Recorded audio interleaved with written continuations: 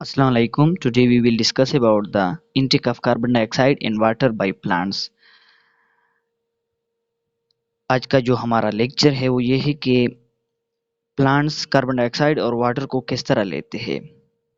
चूंकि ये carbon dioxide और वाटर इन्वायरमेंट में पाए जाते हैं, प्लांट्स से बाहर का जो इन्वायरमेंट होता है उसमें ये प्रेजेंट होते हैं, तो ये प्लांट्स किस तरह कार्बन डाइऑक्साइड और वाटर को लेते हैं और किस तरह फोटोसिंथेसिस के प्रोसेस में इस्तेमाल होते हैं। फोटोसिंथेसिस तो ग्रीन लीव्स में होते हैं, लीव्स में होता है फोटोसिंथेसिस, तो ये किस तरह फोटो लीव्स तक पहुंच जाते हैं और जो कि वहाँ फोटोसिंथेसिस में इस्तेमाल होते हैं।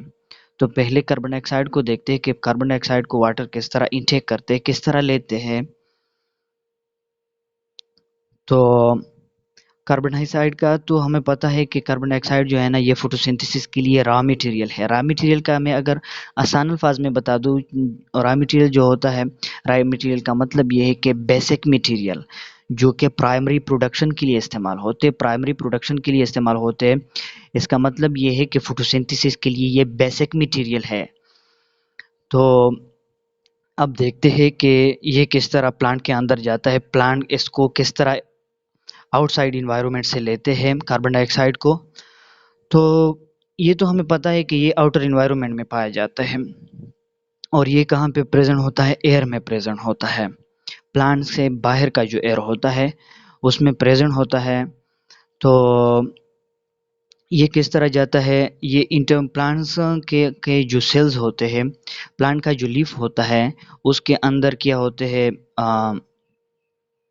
एपिडर्मस लेयर होता है। एपिडर्मस लेयर कहाँ पे होता है, लीफ होता है। लीफ का जो लोअर लोअर सरफेस होता है, प्लांट का लीफ का जो नीचे वाला सरफेस होता है उसमें क्या प्रेजेंट होते हैं, उसको हम लोअर एपिडर्मस कहते हैं।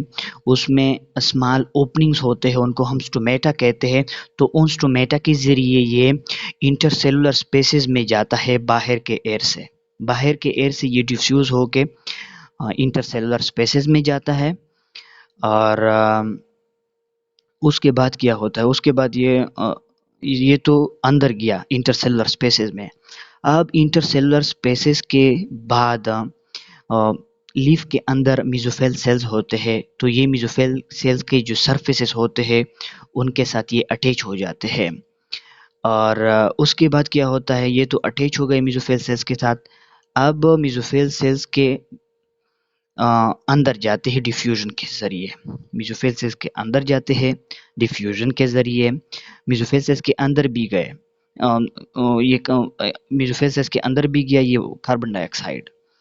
अब ये जब अंदर जाता है कार्बन डाइऑक्साइड, तो सेल्स के अंदर, मेसोफिल सेल के अंदर क्लोरोप्लास्ट होता है, तो ये क्लोरोप्लास्ट के अंदर जाता है और क्लोरोप्लास्ट के अंदर क्या होता है, स्ट्रोमा प्रेजेंट होता है। तो स्ट्रोमा स्ट्रोमा में क्या होता है, स्ट्रोमा में ये पहुंच जाता है और स्ट्रोमा में क्या होता है, जो कि स्ट्रोमा में डार्क रिएक्शन होता है। तो डार्क रिएक्शन में ये रिड्यूस होके ग्लूकोज मॉलिक्यूल में कन्वर्ट हो जाता है, ग्लूकोज मॉलिक्यूल ऐसे बन जाता है, इसकी रिडक्शन हो जाती है।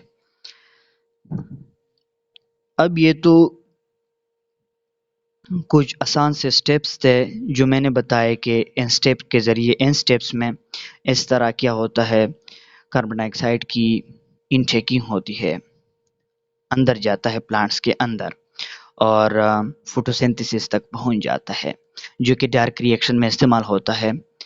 अब ये जो मैंने स्टेप्स बताए, इनमें कुछ चीज़ें हैं जो मैंने आपको एक्सप्लेन करनी है। वो ये है पहले कि इंटरसेलुलर स्पेसेस क्या होते हैं। इंटरसेलुलर स्पेसेस वो स्पेसेस जो सेल्स के दरमियान होते हैं। तो ये कहाँ पे होते हैं, लीफ होता है, लीफ के अंदर क्या होते हैं, मेसोफिल सेल्स होते हैं। तो मेसोफिल सेल्स के अंदर दरमियान क्या होते हैं, स्पेसेस होते हैं, एम्प्टी स्पेसेस। उनको क्या कहते हैं, इंटरसेलुलर स्पेसेस कहते हैं उनको। तो उनके अंदर किया जाता है, एयर जाता है, इसकी डिफ्यूजन होती है। एयर डिफ्यूज, ये कार्बन डाइऑक्साइड एयर से डिफ्यूज हो जाता है इंटरसेलुलर स्पेसेस में। तो डिफ्यूजन किस तरह होती है? डिफ्यूजन इस तरह होती है कि इंटरसेलुलर स्पेसेस में कार्बन डाइऑक्साइड की कंसंट्रेशन कम होती है और बाहर का जो इन्वायरमेंट है उसमें जो एयर है उसमें कार्बन डाइऑक्साइड की कंसंट्रेशन ज़्यादा होती है। तो ये हायर कंसंट्रेशन से लोअर कंसंट्रेशन में जाता है, तो ये इस तरह इसकी डिफ्यूजन होती है। अब ये जो तीसरा स्टेप है इसमें लिखा है कि diffuses into the mesophyll cells. तो इंटरसेलुलर स्पेसेस में अब क्या हुआ, पहले बाहर से आया मेसोफिल सेल्स में, अब मेसोफिल सेल्स में इस इंटरसेलुलर स्पेसेस में आया। इंटरसेलुलर स्पेसेस में कार्बन डाइऑक्साइड की कंसंट्रेशन ज़्यादा हो गई। तो अब ये किस तरह होगा, तो मेसोफिल सेल्स के अंदर जो होता है कार्बन डाइऑक्साइड की कंसंट्रेशन कम होती है और इंटरसेलुलर स्पेसेस में ज़्यादा होती है कार्बन डाइऑक्साइड की कंसंट्रेशन। तो ये क्या हो जाता है, डिफ्यूजन होती है, मतलब हायर कंसंट्रेशन से लोअर कंसंट्रेशन में जाता है, इंटरसेलुलर स्पेसेस से मेसोफिल सेल्स में जाता है। तो इस तरह इसकी डिफ्यूजन होती है। तो ये था इनटेक ऑफ कार्बन डाइऑक्साइड। अब इनटेक ऑफ वाटर को एक्सप्लेन करते हैं कि वाटर के प्लांट्स वाटर को किस तरह लेते हैं। अब हमें पता है कि वाटर कहाँ पे प्रेजेंट होती है, साइल के अंदर। साइल के अंदर प्रेजेंट होती है। तो प्लांट्स क्या करते हैं, वाटर को एब्जॉर्ब करते हैं। वाटर को किस तरह एब्जॉर्ब करते हैं, प्लांट के क्या होते हैं, रूट्स होते हैं जो कि साइल के अंदर होते हैं। तो रूट्स साइल से वाटर को एब्जॉर्ब कर लेते हैं और उसके बाद क्या होता है, जाइलम वेसल्स के ज़रिए ये जो वाटर रूट्स ने एब्जॉर्ब की होती है, ये वाटर जाइलम वेसल्स के ज़रिए स्टेम और लीव्स तक पहुंच जाती है। अब जो कि हमें पता है कि वाटर वाटर जो है ना, ये प्लांट बॉडी के अंदर जो जाता है ये जाइलम वेसल्स के ज़रिए जाता है।